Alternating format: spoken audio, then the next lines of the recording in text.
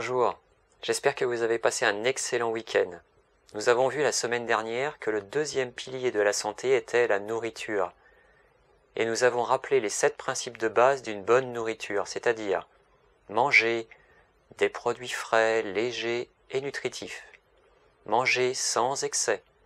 Varier son alimentation. Manger équilibré. Pas trop de sel, de sucre et de graisse. Boire de l'eau et prendre le temps de manger.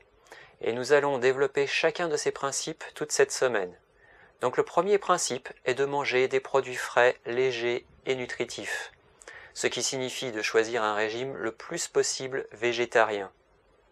D'ailleurs, les personnes qui pratiquent des disciplines énergétiques comme le yoga ou le qigong par exemple, cherchent en adoptant un régime végétarien à favoriser leur santé et leur longévité. Alors pourquoi serait-il intéressant de privilégier ce régime alimentaire? Eh bien, il existe des tonnes de raisons. La première raison, et le premier argument, est le fait que notre corps n'est pas vraiment adapté pour manger de la viande. Notre dentition et notre système digestif sont plutôt ceux d'un frugivore que ceux d'un carnivore. Donc, l'alimentation qui paraît la plus en adéquation avec notre corps est une alimentation issue du sol, de la terre, aidée par les 3 autres éléments porteurs de vie que sont l'eau, l'air et le soleil. Ainsi, tous les aliments comme les légumes, les fruits, les noix, les graines sont riches des éléments nutritifs dont notre corps a besoin pour fonctionner correctement.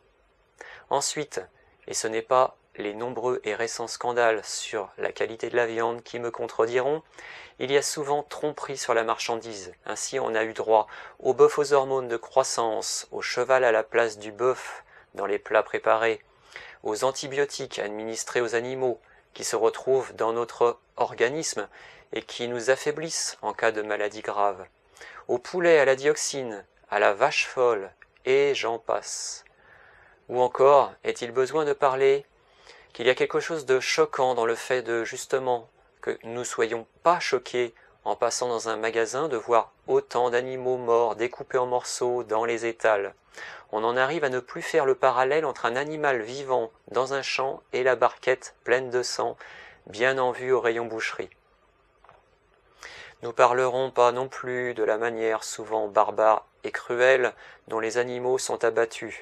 Outre le fait qu'il s'agisse d'un manque de respect vis-à-vis d'un être vivant, le stress subi dans les abattoirs provoque des décharges de toxines dans le corps de l'animal, et on retrouve une grande quantité de ces toxines dans la viande que vous mangez. Celles-ci peuvent être une source de problèmes intestinaux, voire d'intoxication alimentaire sérieuse. De plus, l'élevage de bovins est une catastrophe pour l'environnement. Les principaux sont la pollution de l'air par les gaz à effet de serre, la pollution des sols et la déforestation massive pour étendre les pâturages. Et dernièrement, il a été mis en lumière le paradoxe suivant. Étant donné que l'on a besoin de plusieurs kilos de céréales pour produire 1 kilo de viande, on constate qu'un hectare de plantation céréalière produit 5 fois plus de protéines qu'un hectare consacré à l'élevage d'animaux destinés à la consommation humaine. Cherchez l'erreur.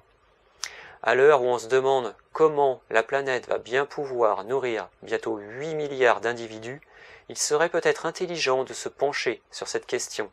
Préfère-t-on nourrir les bovins d'élevage ou nourrir les êtres humains directement avec les végétaux? J'espère que je ne vous ai pas coupé l'appétit, mais cette question épineuse de la surconsommation de viande en Occident nécessitait de développer ces quelques arguments. Allez, aujourd'hui, peut-être serait-il possible de se demander si une diminution progressive de notre consommation de viande ne serait pas judicieuse.